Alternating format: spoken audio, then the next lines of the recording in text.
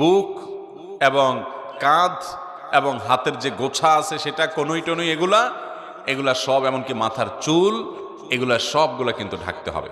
আমাদের অনেক মহিলারা আছেন, অনেক মা বোনরা আছেন, মা চাচিরা আছেন, যারা দেখা যায় এখনো আপনার শাড়ি পরে নামাজ পড়েন, তার উপরে কোনো ওড়না পড়েন না।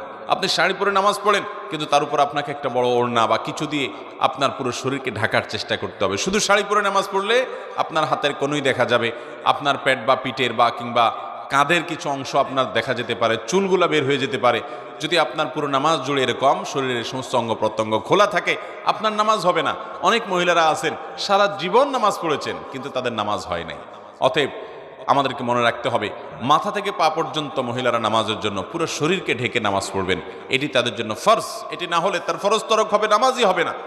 বিধায় এই তিনটি সাবধানতা নামাজের ব্যাপারে আমাদের বোনদেরকে আমি বিশেষভাবে করলাম। আর যারা বয়সে অনেক তরুণী আছেন,